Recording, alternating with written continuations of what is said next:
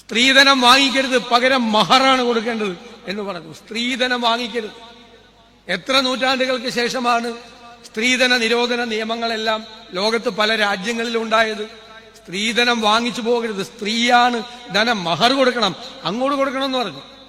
എന്നെ അത്ഭുതപ്പെടുത്തിയത് ഏറ്റവും വലിയ സുവർണകാലം പ്രവാചകന് ശേഷമുള്ളത് എന്ന് വിശേഷിപ്പിക്കപ്പെടുന്നത് ഖലീഫ ഉമറിന്റെ കാലമാണ്. ഖലീഫ ഉമറിന്റെ സദസ്സിൽ ഒരിക്കൽ ഈ മഹർ തുക കുറയ്ക്കാനുള്ള ഒരു തീരുമാനമെടുത്തു. അപ്പോൾ ആ രാജസദസ്സിൽ ഒരു വനിതയുണ്ടായിരുന്നു. അത് അത്ഭുതപ്പെടുത്തുന്ന കാര്യം, അന്നത്തെ രാജസദസ്സിൽ ഒരു വനിതയുണ്ടായിരുന്നു. ആ വനിത എഴുന്നേറ്റ് നിന്ന് അതിനെ ഒരു സ്ത്രീ ചോദ്യം ചെയ്തു. മഹർ കുറയ്ക്കാൻ ഭരണാധികാരത്തിക്ക് അധികാരമില്ല, അത് പ്രവാചകൻ നിശ്ചയിച്ചിട്ടുള്ളതാണ് മഹർ, അത് കുറയ്ക്കാൻ പാടില്ല എന്ന് പറഞ്ഞു. പലരും ആ സ്ത്രീയെ വിമർശിച്ചു. അപ്പോൾ അതിന് മറുപടി പറഞ്ഞത് ഖലീഫ ഉമറാണ്. ഖലീഫ ഉമർ നീതിമാനായ ഭരണാധികാരിയായിരുന്നു, അല്ലേ? നീതിമാനായ ഭരണാധികാരി, ലോകം ഇതുവരെ കണ്ടിട്ടുള്ള ഏറ്റവും നീതിമാനായ ഭരണമാന്മാരായ ഭരണാധികാരികളുടെ മുൻപിലുണ്ടായിരുന്ന ആളാണ് ഖലീഫ ഉമർ. പറഞ്ഞു, അവര് പറഞ്ഞതാണ് ശരി, നിങ്ങൾ പറയുന്നതല്ല. നമുക്ക് ഭരണകൂടത്തിന് മഹർ കുറയ്ക്കാനുള്ള അവകാശമില്ല എന്ന് തീർപ്പുണ്ടാക്കി. അപ്പോൾ ഖലീഫ ഉമറിന്റെ രാജസദസ്സിൽ പോലും സ്ത്രീകൾക്ക് പറയാനുള്ള അവകാശമുണ്ടായിരുന്നു. അദ്ദേഹം ഭരണാധികാരികളോട് പറഞ്ഞു, പ്രവാചകൻ പറഞ്ഞു, എന്താ ഭരണാധികാരികളോട് പറഞ്ഞത്? നിങ്ങൾ കൂടിയാലോചനകൾക്ക്, ചർച്ചകൾക്ക് ശേഷം വേണം തീരുമാനമെടുക്കാൻ. ഒറ്റയ്ക്ക് തീരുമാനങ്ങൾ എടുക്കരുത്. ഇന്ന് ഏകാധിപതികളായ ഭരണാധികാരികൾ ലോകത്തെമ്പാടും ഒറ്റയ്ക്ക് തീരുമാനങ്ങൾ എടുത്ത് ഭരിക്കുമ്പോൾ പ്രവാചകൻ പറഞ്ഞു, ഭരണാധികാരികൾ ഒറ്റയ്ക്ക് തീരുമാനമെടുക്കരുത്, കൂടിയാലോചനകൾക്ക് ശേഷം, നിരന്തരമായ ചർച്ചകൾക്ക് ശേഷമേ തീരുമാനങ്ങൾ എടുക്കാൻ പാടുള്ളൂ. ഉഹദ് യുദ്ധത്തിൽ ഒരു ചെറുപ്പക്കാരൻ പ്രവാചകനെടുത്തൊരു തീരുമാനത്തെ ചോദ്യം ചെയ്തു, അത് ശരിയല്ല എന്ന് പറഞ്ഞു. അപ്പൊ പ്രവാചകൻ അത് അംഗീകരിച്ചു. അയാൾ പറഞ്ഞതാണ് ശരി, അയാൾ എന്നെ തിരുത്തി. അയാളുടെ ആശയം മറ്റുള്ളവർ പറയുന്നത് കൂടി കേൾക്കണം, മറ്റുള്ളവരുടെ ആശയങ്ങൾ കൂടി കേൾക്കണം. നമ്മൾ ഏകപക്ഷീയമായി നമ്മുടെ തീരുമാനങ്ങൾ ഒരു ഭരണാധികാരിയും മറ്റുള്ളവരുടെ മീതെ അടിച്ചേൽപ്പിക്കരുത്. അതിനേക്കാൾ വലിയ ജനാധിപത്യ ബോധം എന്താണ്? ഏറ്റവും വലിയ ജനാധിപത്യ ബോധം എന്നെ പലപ്പോഴും വിസ്മയിച്ചിട്ടുള്ളത് മറ്റൊന്നാണ്. തൊഴിലിനെ കുറിച്ചാണ് പറഞ്ഞത്, ജോലിയെക്കുറിച്ച്. ജോലി ചെയ്യുന്നവനോടുള്ള ബഹുമാനമാണ്, അധ്വാനിച്ച് അന്നം കഴിക്കുന്നവനോടുള്ള ബഹുമാനം. അവന് ജോലി കൊടുക്കുന്നവർ അമിതമായ ജോലി കൊടുക്കരുത്. നിശ്ചിതമായ സമയത്ത് മാത്രമേ അവന് ജോലി ചെയ്യാൻ പാടുള്ളൂ, ജോലി ചെയ്യിക്കാൻ പാടുള്ളൂ.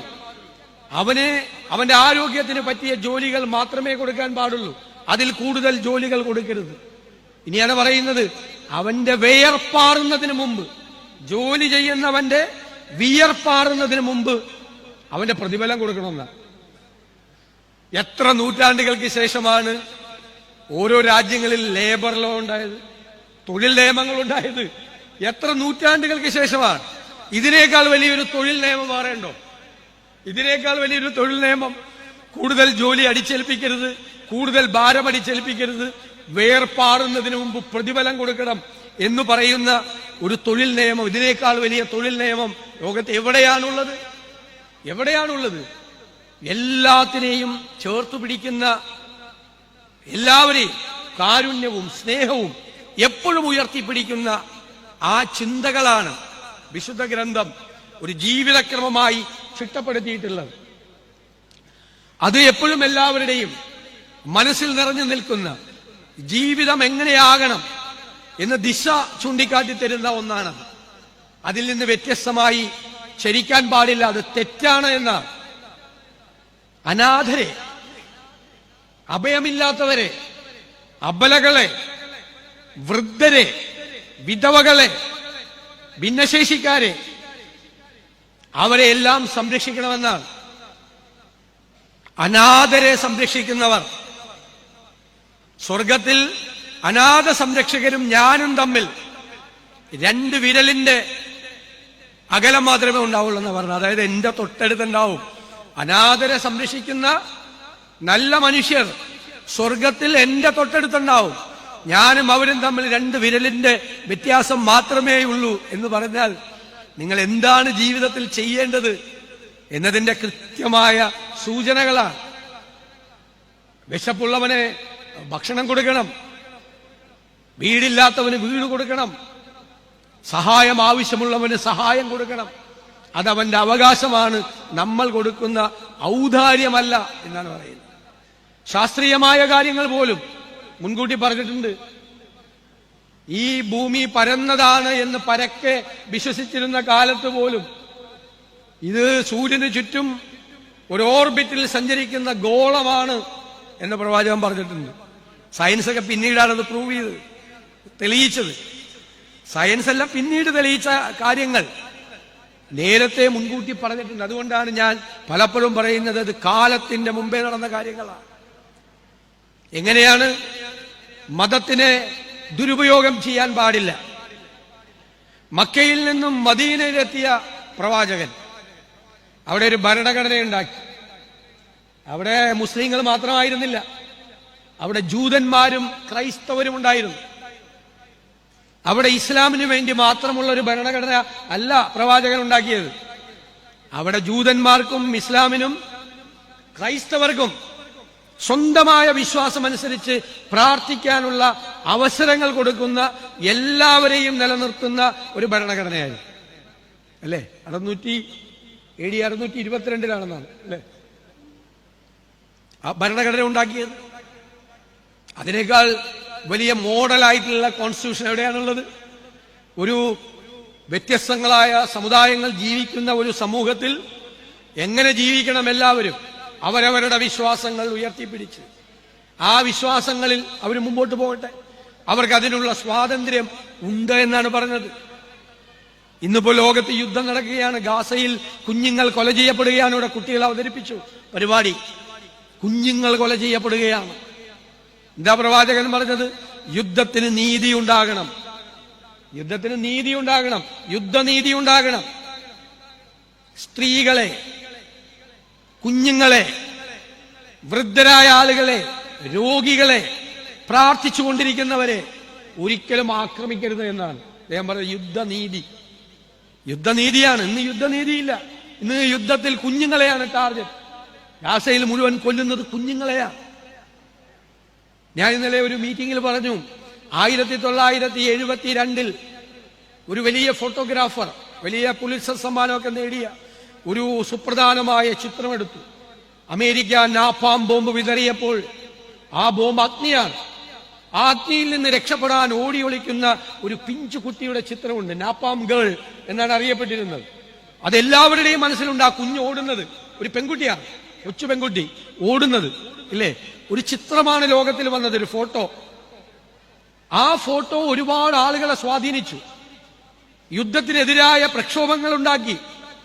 വിയറ്റ്നാമിൽ യുദ്ധം നടത്തിയ അമേരിക്കയിൽ തന്നെ ജനങ്ങൾ തെരുവിലിറങ്ങി, യുദ്ധം അവസാനിപ്പിക്കൂ, ഈ കുഞ്ഞുങ്ങളെ വേട്ടയാടുന്ന യുദ്ധം അവസാനിപ്പിക്കൂ എന്ന് 53 കൊല്ലം മുമ്പ് പറഞ്ഞു, 1972. പക്ഷെ ഇപ്പോഴോ, ഇപ്പൊ കുഞ്ഞുങ്ങളെ കൊല്ലുന്നത് നേരിട്ട് കാണാം. ആർക്കും അമേരിക്കയിലും പ്രക്ഷോഭമില്ല, ലോകത്ത് ഒരിടത്തും പ്രക്ഷോഭമില്ല. ഐക്യരാഷ്ട്ര സംഘടന ഇടപെടുന്നില്ല, ലോകത്ത് ആരും ഇടപെടുന്നില്ല. ഐ ഫീൽ നത്തിങ്, അതാണ് പുതിയ ചിന്ത. എനിക്കൊന്നും തോന്നുന്നില്ല, ഒരു വികാരമില്ല. കാരണം വേറെ ആരുടെ കുഞ്ഞുങ്ങളാണ് കൊല ചെയ്യപ്പെടുന്നത്. ഇതാണ് ഇന്നത്തെ ചിന്ത. 53 കൊല്ലം മുമ്പ് ഈ നാപ്പാം ഗേളിന്റെ ചിത്രം കണ്ടപ്പോൾ ലോകത്ത് മുഴുവൻ വലിയ പ്രക്ഷോഭങ്ങളും പ്രതിഷേധങ്ങളും ചെറുത്തുനിൽപ്പുകളും യുദ്ധത്തിനെതിരായ പ്രക്ഷോഭങ്ങളൊക്കെ ഉണ്ടായി. ഇപ്പൊ 53 കൊല്ലം കഴിഞ്ഞിട്ട് കുഞ്ഞുങ്ങളെ കൊല്ലുന്നത് കണ്ടിട്ടും ആർക്കും ഒരു വികാരമില്ലാത്ത തരത്തിൽ നമുക്ക് മാറാമോ? യുദ്ധമുണ്ടാകാം, യുദ്ധത്തിൽ നീതി ഉണ്ടാകണ്ടേ? ആ യുദ്ധനീതി, യുദ്ധ തടവുകാരനെ കുറിച്ച് പോലും പ്രവാചകൻ പറഞ്ഞിട്ടുണ്ട്. യുദ്ധ തടവുകാരനോട് അവനെ പീഡിപ്പിക്കരുതെന്നാണ് പറഞ്ഞിരിക്കുന്നത്. അവനോട് മാന്യമായി പെരുമാറണം. യുദ്ധത്തിൽ കൊല ചെയ്യപ്പെടുന്ന ശവശരീരങ്ങളോട് പോലും ആദരവ് കാണിക്കണം, ഇല്ലേ? ആ ശവശരീരങ്ങളോട് പോലും ആദരവ് കാണിക്കണം എന്ന് പറഞ്ഞത്. ലോകം കീഴ്മേൽ മറിയുകയാണ്. ലോകത്തിന് ഇതിന്റെ അപ്പുറത്തേക്ക് പോവുകയാണ്.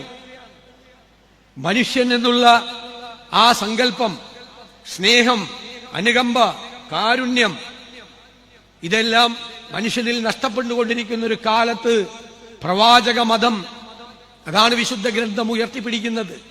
ആ വിശുദ്ധ ഗ്രന്ഥത്തിന്റെ യഥാർത്ഥ സന്ദേശം ജനങ്ങളിലേക്ക് എത്തിക്കാൻ, എല്ലാവരുടെയും ഹൃദയങ്ങളിലേക്ക് എത്തിക്കാൻ കഴിയണം എന്നുള്ളതാണ് നമ്മൾ ഏറ്റെടുക്കേണ്ട ഏറ്റവും പ്രധാന ദൗത്യം, ഏറ്റവും പ്രധാനപ്പെട്ട മിഷൻ എന്ന് ഞാൻ നിങ്ങളോട് പറയുന്നു. അതിലെ പ്രധാനപ്പെട്ട കാര്യങ്ങൾ, അതിലേറ്റവും പ്രധാനം കാരുണ്യം തന്നെയാണ്, സ്നേഹമാണ്, അനുകമ്പയാണ് മറ്റുള്ളവരോട്.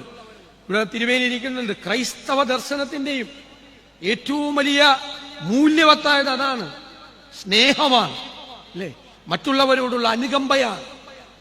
മതങ്ങളെല്ലാം, പ്രവാചകരായിട്ടുള്ള ആളുകളെല്ലാം എത്ര ഭംഗിയായിട്ടാണ് അവരൊരു ജീവിത ദർശനത്തെ സൃഷ്ടിച്ച് നമ്മുടെ മുമ്പിൽ വെച്ചത്. നമ്മൾ ആ മതങ്ങളെയും മതദർശനങ്ങളെയും പോലും ദുർവ്യാഖ്യാനം ചെയ്ത് ഭരണകൂടങ്ങളും അധികാര കേന്ദ്രങ്ങളും എല്ലാവരും ദുർവ്യാഖ്യാനം ചെയ്ത് അവരവരുടെ സൗകര്യത്തിനാക്കി മാറ്റുന്ന കാലത്താണ് നാം ജീവിക്കുന്നത്. അതിനെതിരായിട്ടാണ് യഥാർത്ഥ സന്ദേശം, യഥാർത്ഥ ദർശനം എല്ലാവരിലും എത്തിക്കാൻ ഈ ഖുർആൻ ഫെസ്റ്റിന് കഴിയട്ടെ എന്ന് ഞാൻ ആശംസിക്കുന്നു. ഒരുപാട് പേർ സംസാരിക്കാനുണ്ട്. ദീർഘമായി പ്രസംഗിക്കുന്നത് അനൗചിത്യമാണ്. ഈ പരിപാടി സംഘടിപ്പിച്ച പത്തനംതിട്ട ജില്ലാ മഹൽ മെമ്പേഴ്സ് അസോസിയേഷനെ ഞാൻ പ്രത്യേകമായി അഭിനന്ദിക്കുന്നു. വിവന്ദ്യനായ അധ്യക്ഷന്റെ നേതൃത്വത്തിൽ നടക്കുന്ന ഈ ചടങ്ങ് എല്ലാ വർഷവും ആവർത്തിക്കപ്പെടട്ടെ.